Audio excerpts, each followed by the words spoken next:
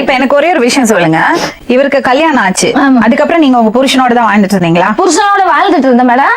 ஆனா 2 பேரும் இவரு எப்பவும் போல என் குடும்பத்துல வருவாரு போவாரு, 2 பேரும் தான் வாழ்ந்துட்டு. ஓ அப்படியா விஷயம். அவங்க அப்படியே உங்களை தொல்லை பண்றாங்கன்னா அவங்கள தேடி நீங்க ஏன் அவங்க வீட்டுக்கு போறீங்க? இல்லங்க, என் அண்ணன் சொன்னாரு வாடா கூப்பிட்டாருங்க. அண்ணன்? ஆமா. எப்படி? அண்ணன் சொன்னாரு வந்து அண்ணன். தம்பியை கேட்க உங்க சொன்னாங்க. அண்ணன் இல்ல?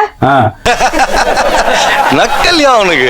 அந்த மனுஷனுக்கு நீங்க பண்ண துரோகம் நான் இல்ல, எப்படி அதுக்கு தான் மனசு வார்த்தை வருது வேற உங்களுக்கு? வேணாம்னு சொன்னாங்க. எப்படி மனசு இன்னைக்கு வரைக்கும் வருது கூட சொல்றேன், என் கூட உங்களுக்கு? வராதன்னு அண்ணா, சொல்றேன். அண்ணி, நீ இந்த வார்த்தையெல்லாம் சொல்லலாமா நீங்க? இது மாதிரி 4 பேர் கேள்வி கேட்டிருந்தாங்கன்னா நாங்க தெரிஞ்சிருப்போம் தம்பி. அண்ணா அண்ணின்னா என்ன?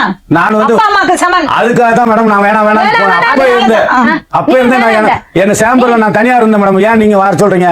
வேணவே வேணாம். நீங்க போய் இப்படி தப்பு பண்ணுவீங்களா? உங்களை அவங்க பலாத்காரம் பண்ணாங்களா, நீங்க அவங்கள அவங்க பலாத்காரம் தான் என்ன வந்து இந்த இதுக்காக யூஸ் அவங்க பண்ணிக்கிட்டாங்க. உங்களை பலாத்காரம் பண்ணாங்களா? பலாத்காரம்ன்றது பண்ணல, நீங்க தானே பலாத்காரம் பண்ணீங்க. பலாத்காரம்னா வேணும்னு கூட்டு போனேன்னு சொல்ல வரீங்களா? பாத்தீங்களா, செல்லத்துக்கு ஒண்ணுமே தெரியல. அவங்க ஒரு விஷயம் சொல்றாங்க, அவங்க குடும்பத்தை நீங்க கலைச்சீங்க, அதனால உங்க கூட தான் வாழுவேன், உங்க கூட தான் சாவேன்னு உறுதியா இருக்காங்க. ஆமாங்க, அவ்வளவுதாங்க மேட்ரு.